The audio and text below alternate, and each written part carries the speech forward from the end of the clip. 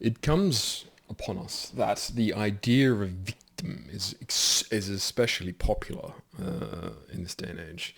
And there's been a slew of commentators on this subject already who are denouncing the idea of victimhood, or the idea that we have a surfeit of victims in general, and that once you institute a certain level of identity politics where there are layers of victims, a stratification of victims beyond all normal comprehension, because the idea that you are oppressed or a victim in some degree means you're due certain care, certain regard and empathy. What I hope to establish in this video is that this is an appalling effrontery to a strong man, and the idea is that victimhood and losing in general is something to be abhorred. I would suggest to you specifically that losing will happen. It's a very natural outcome of testing your mettle, putting yourself in the arena, going to an event where there's a clash, a competition. You'll always at some point find yourself on the losing end. It's just life. It's just reality. And it very much sucks. There is studies showing that losing lowers your testosterone, that there's a significant amount of status involved with winners, and you have Jordan Peterson to thank for the popularization of that, and I'm going to use him as the subject case here of why we think of him as a giant loser now. And you can see here a much more powerful figure of Jordan Peterson, and then the dejected and abysmal, diabolically malnourished looking Jordan Peterson crying on camera for God knows what reason. So this is the idea that we can ascend just as much as we can descend. It's all about the positions and our parallax. What are you approaching something as? The idea is, I'm going to try to win, and if I win, I feel better, I'm more empowered, and by doing so, I'm now in control, in charge, I'm the winner. Versus if I lose, how do I recoup? How do I retreat and cultivate my game, my skill set, my abilities, such that when there's a repeat of the game, hopefully in the next instance, I'll win, given that I'm not dead, and so, there's no defeat until death, basically. The balance we want to strike here is not this very caveman-esque, Jocko Willett good, you're suffering good, things are going wrong good, your life is shit good mentality, where it's the idea that men suffer, and that the idea of being as manly as possible is something you should encourage in a very superficial way. This is why you have those pathetic men's retreats where they're slapping each other in the faces and yelling and trying to recreate violence and artifice of violence, because we can reduce a lot of the properties of being masculine, being a man, being a winner, which is what we really mean when we say this, to outcomes, or to like a performance. And we say the winner looks like this, so they do these things. Men have oftentimes cheated to win, and this makes a lot of evolutionary sense, it makes a lot of social sense, it makes a lot of cultural sense, because winners get what they want, or are more privileged in many ways in society, and we look upon winners as a more sacred class. Now, every winner will eventually have their come down or their fall unless they die, in which case they're honored and lionized for all eternity. But in general, we have this idea that you want to be a winner, because if you're not a winner, then by definitional or mutual exclusivity, you're a loser. QED. I would say then that for you in your life, how you're positioned, where you're doing what you are, it's very hard to see if you're involved in any game at all where the idea of being a loser or a winner comes into play. I go to school, I come back, I go to my job, I come back, I go to the gym, I come back. So you have created a very quotidian life, obviously, but one where the situations don't necessarily represent competition, or in such a way that you can feel as if you could win. And I'm here to tell you, you can always transplant yourself into this state of mind. You can always be better than before. So you could be better than the day before. If you're in the gym, you can be stronger. You can lift heavier weights. You can do more things.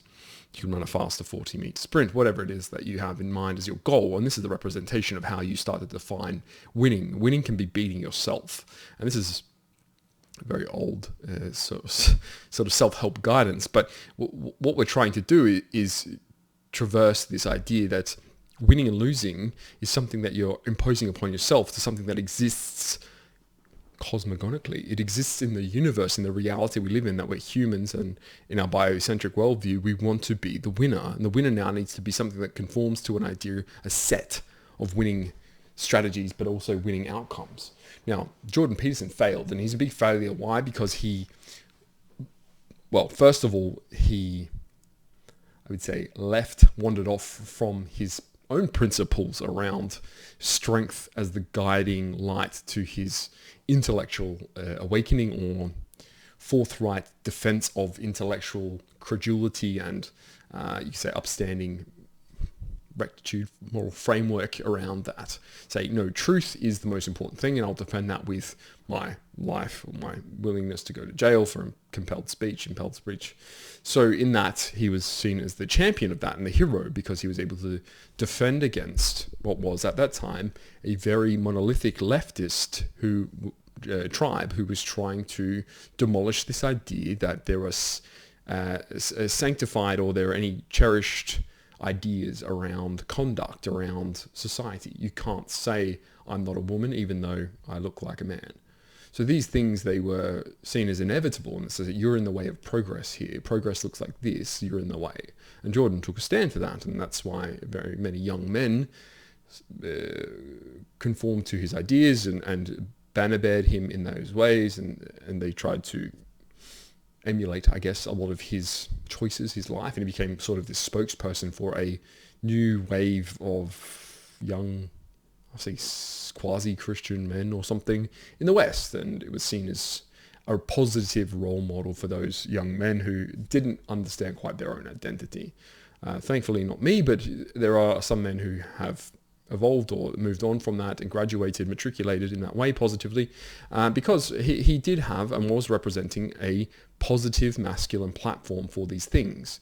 It's embarrassing that the right was able to be demolished basically by the leftist in terms of discourse, in terms of rhetoric, in terms of online activities, posting videos. Everything had to conform to a certain set of allowed principles that were in a domain that they were not capable of defending, because there was no real true rightists for 15 years. Basically, everyone who was concerned with politics in that way was probably immature to begin to, say, speak about these things. And you have very few instances of men strong enough to try to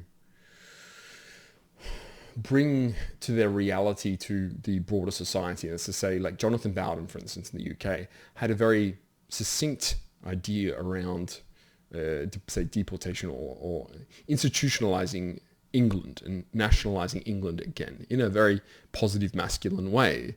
But he was seen as very far right. He was seen as a rogue, and his antecedents were someone like Enoch Powell or Oswald Mosley. So you have this idea that someone who's associated with radicals in that way, a fringe rightist, will never have a platform and ability to be able to espouse what they want to the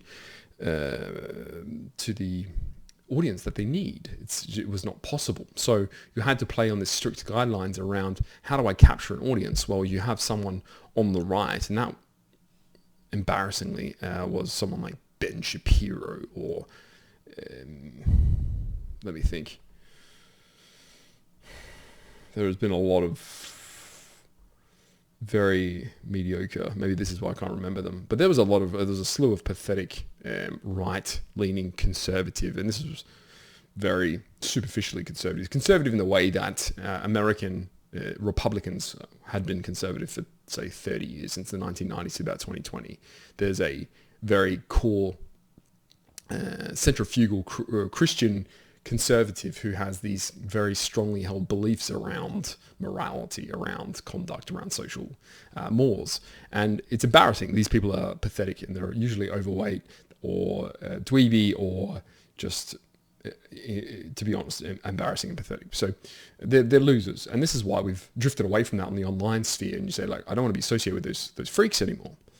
And what does this mean for us? Well, it's to say that now we have actual representatives. There's people who will stand and try to place a goal around where the future of your nation, your country, your empire should go, how you can start to gravitate towards that, and then we now understand the platform for winning looks like this. Total political control guided to this end game. This is the principles that we're running on. And this is now a serious political platform. Is it still called far right? Is it still called fringe? Of course. But in that saying, we now have the contest of that against mainstream centrists, against leftists. There's this idea that the inclusion of this type of discussion, dialogue, is now possible and it has to be had because we've forced it.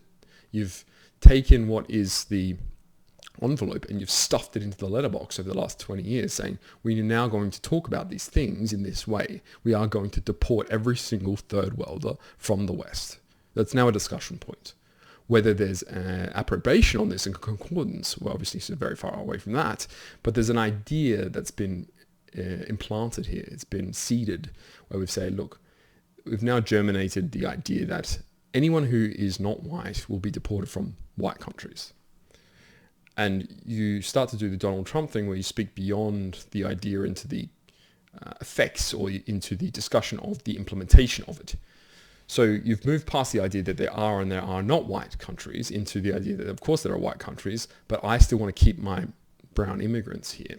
And that's the leftist position, that's the centrist position. No, these people have as much right to our land as we do, even though we're the ethnically, historically based legacy of the people.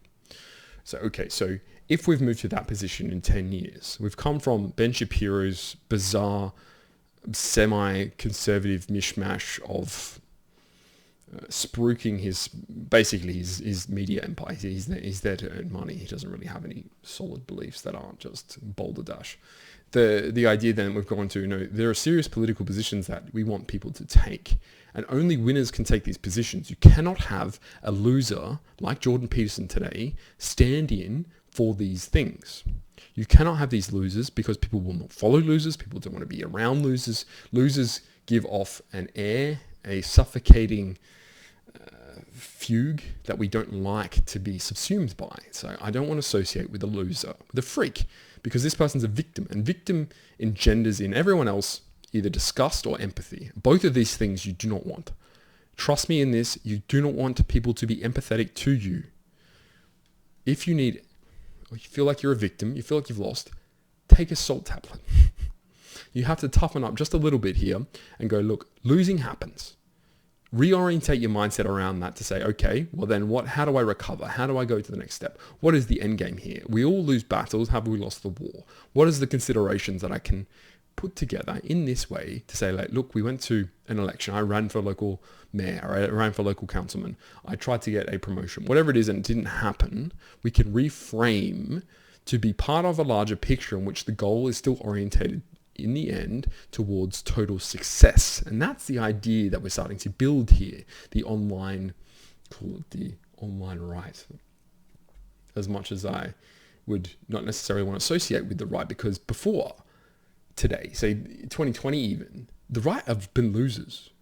And there's been this idolization of a bunch of freaks and losers and good for nothings. Say, no, that's untrue. We've had X and Y and Z. No, listen to me. The only person that's been, say, like righteous in the obscene sense and almost surreal has been Alex Jones. And that's because he's off his rocker. And the things he's been talking about were very countercultural in a positive right way, but it wasn't necessarily a salient political formation, germination of like an idea around certain outcomes. He just had this wacko talking points that trended towards a very right-leaning, we can call them maybe fascist methodology. He himself denounces fascism or Nazism, whatever he does. But in general, that's how we can think about strong right men, is that they always converge to the same function, the same formation of a policy of procedures of going about what we call ruling or politics. Now, once again, this is because there's been a complete dearth of talent. No one on the right who was capable of these things thought to go into, say, media or debate or commentary or journalism, because A, you wouldn't get employed, B, the ideas you can have aren't palatable to mainstream people, and then C, the idea that we had a conform the orientation towards what we wanted was there. It wasn't. It hadn't been coalesced yet. There was certain strains of thought that had hovered around the idea that strong right men probably want these things.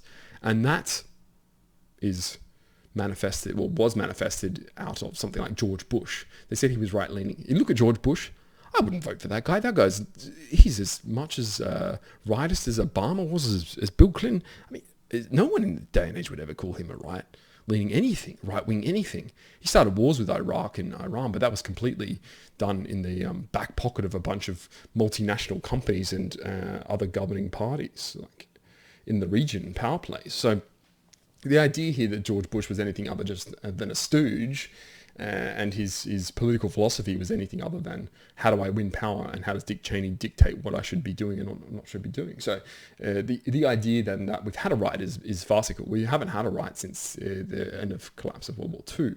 What you've had is a capitalist neoliberalist class, and they've oscillated between two different, very convergent social positions, and it's called uniparty or monocultural exposure here. But the idea then that we would have options, that we have the idea that strong men can actually want something, go for something, discuss it, and then deliberate and come to an agreement.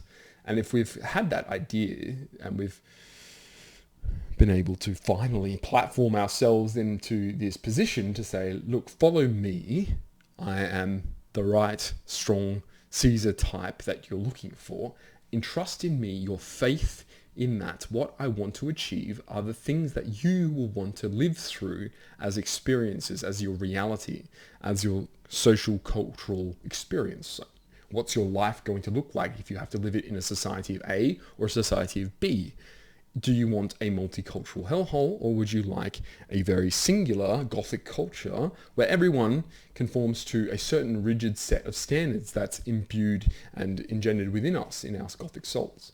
Which of these do you want? Do you want to be around the hordes of third worlders who are clogging up all the infrastructure that we have and forming rape gangs? Is that something that you want? Do you want to live in that sort of society? If you do, that's option A, and then option B is this. And now we can pursue this because we have divine mandate to do such a thing, because we've been able to weather what is this very bleak 6-7 decades of nothing, of political nothing.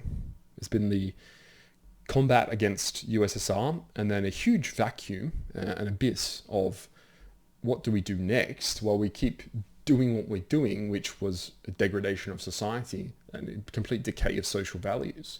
Now, the reorientation here is very clear that we're still considered fringe by many, and being online and being in reality are two different mechanisms by which it is to say that you can move Overton windows in different ways, but the reality is that a shift in the Overton window in the normie sphere, in the wider, broader, you're in the democracy here, you need to conform to how you win power. It has to be effective. The efficacy of your platform has to be correspondent to actual political power. You can't just say outrageous things like Nick Fuentes and expect that normies will start to agree with you. Now, good news is boomers will be gone in 15 years.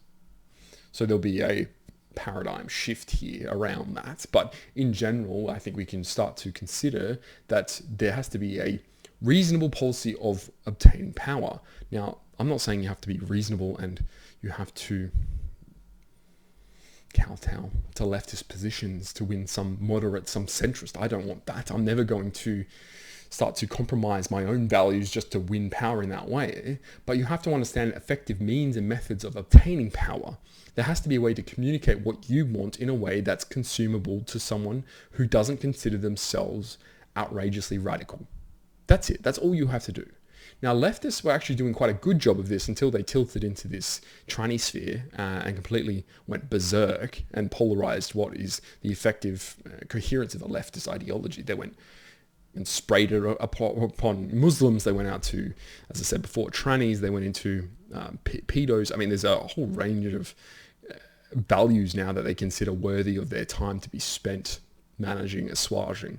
Whereas I think on the right, it's very clear, look, we have one definitional trajectory here, direction. We want it to be a monoculture. That is the Gothic soul's wish and will. We want it to just be us. I don't want anyone else from any other continent that isn't European, by either descent or by lineage or by genetics. If you are not, then you should not be here. You should not be around us. You should not be participating in this society because you do not belong here. You do not propagate our ideas, our values, and you provide nothing but a degradation of what we have. Everything is ruined when you start to pollute. That's the idea, right? Even the tiniest drop is a pollution. It's a degradation of the level of purity that you have of the ingredients of the substrate. So what we're saying is that we have an idea of what we want as a society. We have the goal. Now, victimhood is us losing, but we're not losers. So you maintain the goal. You say, look, every time we lose, that sucks, but we take a salt tablet, we get over it. Because there's still the war to be won. There's a battle, and at each stage, we need to be aware what our enemies are doing, what they're trying to achieve, and how we best them. Because this is the idea of triumph, and this is how we're going to be able to wield our might in that way. Now, the final thing I'll share with you here is just a quote from Nietzsche, which he says around this is taking the opposite of being strong as being weak. And he's to say that it is only among decadents that this pity is called a virtue. What I reproach the pitiful with is that they are too ready to forget shame, reverence, and the delicacy of feeling which knows how to keep at a distance. They do not remember that this gushing pity stinks of the mob, and that it is next of kin to bad manners. That pitiful hands may be thrust with results fatally destructive into a great destiny, into a lonely and wounded retirement, and into the privileges with which great guilt endows one. The overcoming of pity, I reckon, among the noble virtues. And so I'll leave you with the sentiment here, at least, and the way that I interpret it is always as this. There can be, and there won't be, but there can be millions of men, women out there who are trying to obtain this idea, the status of Übermensch. And you've gone across the abyss, and you've sunk, and you've climbed out of it, and you've started to maintain your course, and you're hopefully very far up the mountain already towards being at the pinnacle, to being at the peak. You've gone to being what is that Übermensch at the top of that mountain, that suffering. And there'll be another mountain, and another mountain in front of you. But at least you've gotten past being, what is this, Untermensch. The idea then that you can't have a legion of them is farcical. You can have many strong men, and they will inevitably, indubitably fight one another, because that is the nature of strong men, is to want to combat and contest. But don't let the defeats turn you into the mob, into this leftist, into this horde of hive scum, because that's where villainy lays. That's where this degradation of society has come about. It lowers your testosterone. It ruins your place in the hierarchy. We can build a higher pyramid, and you can continue to ascend the hierarchy even if you lose sometimes, because you have to maintain this cynosure around what we want, what the goal is. There's a collective idea here. There's a Viking ship and there's a captain, but each man on that ship is a warrior in his own right, and we entrust in him to battle next to us when we get to the shield wall.